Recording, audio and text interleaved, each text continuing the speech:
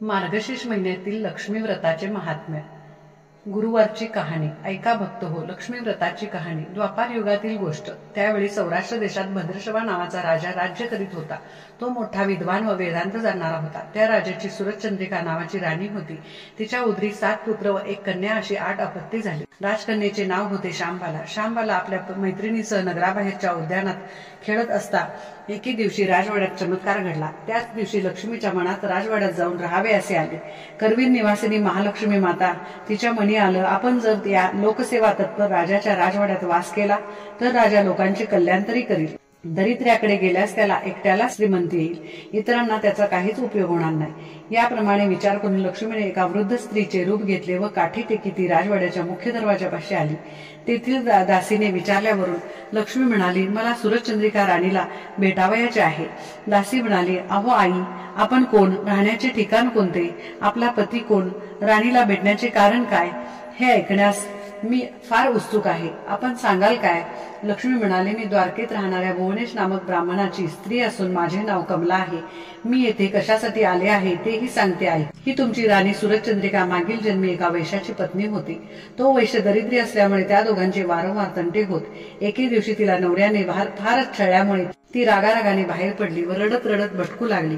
तिची मला दया आली म्हणून मी तिच्याकडे जाऊन दुःखाचे कारण ऐकले. नंतर मी तिला लक्ष्मी व्रताचा उपदेश केला. माझ्या सांगण्यावरून तिने ते व्रत केले. त्या व्रताच्या प्रभावाने तिला घरात लक्ष्मी नांदू लागली व तंट्याचे कारण उरले नाही. त्या दोघांनी पुष्कळ वर्षे संपत्तीचा उपभोग घेतल्यानंतर ती दोघेही मरण पावली.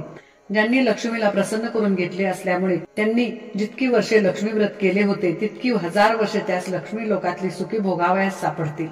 आणि आता तर त्यांना राजकुळात जन्म प्राप्त झाला आहे.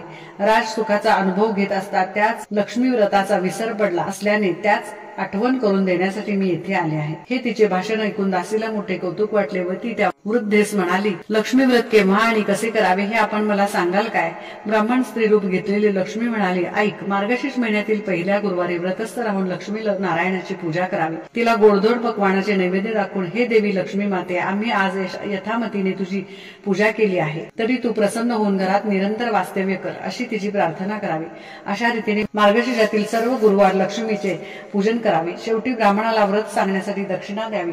दासी म्हणाली, बाई, तुझा इथे मी बराच वेळ खोळंबा केला, याबद्दल क्षमा कर. मी आता अशीच जाऊन राणीला वर्दी देते. असे म्हणून दासी सुरचंद्रिकेपाशी गेली आणि तिने त्या वृद्ध स्त्रीकडून ऐकलेली सर्व हकीकत राणीस सांगितली.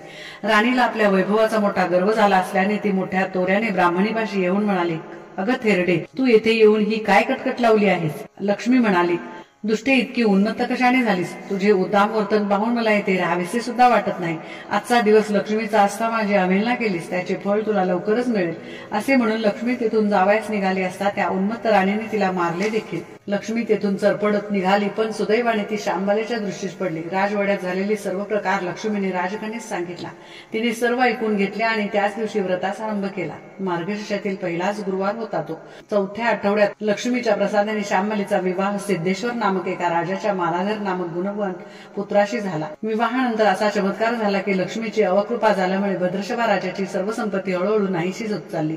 तो राजभ्रष्ट झाला आणि त्याला दरिद्री अवस्था प्राप्त झाली. वेळेवर खायला अन्न नाही, पांघरायला वस्त्र नाही, अशी स्थिती झाल्यामुळे राणीने आपल्या जावयाकडे जाऊन काहीतरी सहाय्य मागण्याची राजाला सूचना केली. राजा आपल्या जावयाच्या राजधानीत गेला. तेथील नदीच्या काठी विश्रांती घेण्यासाठी बसला असता राजवाड्यातील कित्येक दासी पाणी नेण्यासाठी तेथे आल्या होत्या. त्यांनी त्याचा दीनपणा पाहून त्याची चौकशी केली.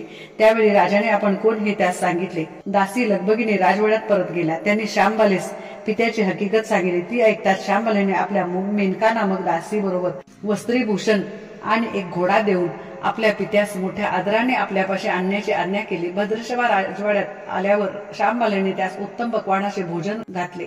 4 दिवस आपल्या पित्याला ठेवून घेतल्यानंतर शांबालेने त्याची परत रवानगी केली. जाताना एका भांड्यात पुष्कळ द्रव्य घालून तिने त्यांना दिले होते.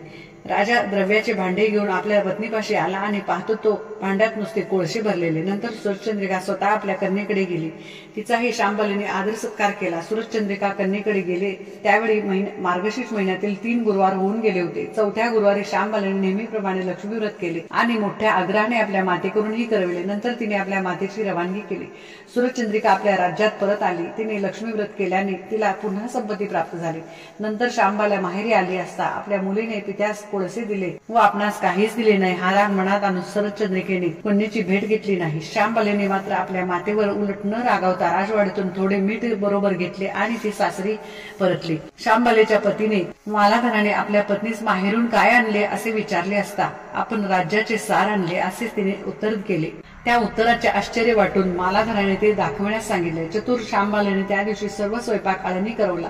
मालाधर भोजनाला बसला पण अळणी स्वयंपाक पाहून त्याचा मनाचा विरस झाला. तेव्हा श्यामबालेने त्याला मीठ वाढून हेच सर्व राज्याचे सार असे सांगितले. मालाधरास ती गोष्ट पटली आणि त्याने मोठ्या आनंदाने भोजन समाप्त केले. अशा प्रकारे जो हे लक्ष्मी व्रत करील त्यास सुख समाधान व वैभव प्राप्त होईल. पण वैभव मिळाल्यावर कोणी उतू नये मातू नये म्हणजे ते राजा राणीप्रमाणे सुखी होतील. मात्र ही कहाणी न ऐकता व न वाचता जर कोणी व्रत करील तर त्यास व्रताचे फळ मिळणार नाही.